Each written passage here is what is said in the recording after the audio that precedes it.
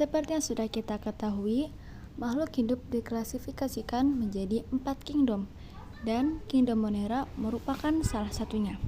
Kingdom Monera atau bakteri diklasifikasikan menjadi 2 bagian, yaitu Archaebacteria dan Eubacteria. Untuk lebih mengenal Archaebacteria, kita harus mengetahui terlebih dahulu apa itu Archaebacteria. Archaebacteria adalah sel-sel paling awal atau kuno yang memiliki kedekatan dengan organisme eukariotik atau memiliki membran inti sel. Istilah Archaebacteria berasal dari bahasa Yunani, yaitu dari kata archaeo yang berarti kuno. Oleh sebab itu, Archaebacteria merupakan organisme tertua yang hidup di bumi.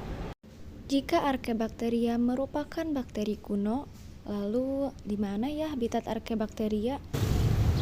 Archaebacteria dapat hidup di tempat yang ekstrim yang diduga lingkungan awal bumi, seperti pada sumber air panas dengan temperatur 92 derajat Celcius hingga tempat yang hampir beku di Antartika.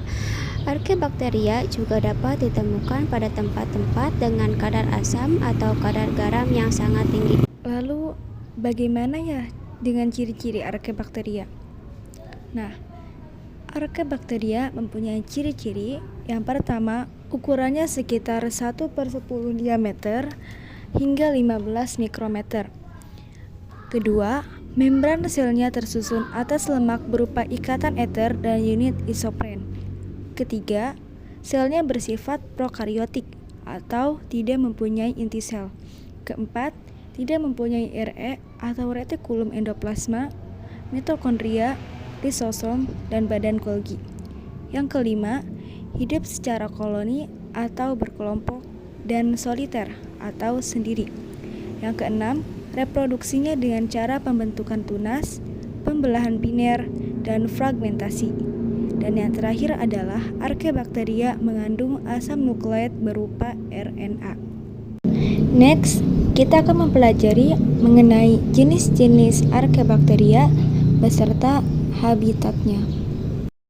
Nah, pertama ada halofilik. Jadi, halofilik ini tinggal di lingkungan dengan kadar garam tinggi seperti laut mati. Halofilik juga merupakan bakteri anaerob, artinya hanya dapat hidup di lingkungan tanpa oksigen. Yang kedua ada thermoacidofilik. Thermoacidofilik ini tinggal di lingkungan ekstrim. Thermoacidofilik dapat bertahan dalam lingkungan dengan panas dan kadar asam tinggi, seperti kawah vulkanik, mata air, dan lubang hidrotermal laut. Dan yang terakhir ada metanogen. Metanogen ini tinggal di lingkungan tanpa oksigen, seperti perairan laut dalam, rawa-rawa, pengolahan limbah, bahkan usus binatang. Nah, si bakteri metanogen ini memperoleh energi dari metabolisme antara karbon dioksida dan hidrogen yang menghasilkan gas metana. Nah, untuk contoh yang pertama dari bakteri halofilik adalah bakteri Halobacteria. Bakteri ini dapat dimanfaatkan dalam industri farmasi dan kedokteran karena menghasilkan senyawa sebagai metabolis sekundernya dan digunakan sebagai anti kanker. Yang kedua adalah thermoacidofilik. Contoh bakteri jenis thermoacidofilik yaitu Sulfulobus.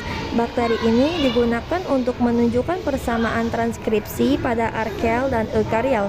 Juga kepekaannya terhadap suatu antibiotik ribosom dan sudah dibuat perubahan bentuk Acidocaudarius yang fokus untuk mempelajari di bidang genetik secara vivo. 3. Metanogen. Contoh jenis bakteri metanogen yaitu Sucinomonas amylolytica sebagai pemecah amilum di dalam pencernaan sapi. Selain itu, metanogen juga berperan sebagai pengurai, sehingga dapat digunakan dalam pengolahan kotoran hewan untuk menghasilkan gas metana yang menjadi bahan bakar alternatif.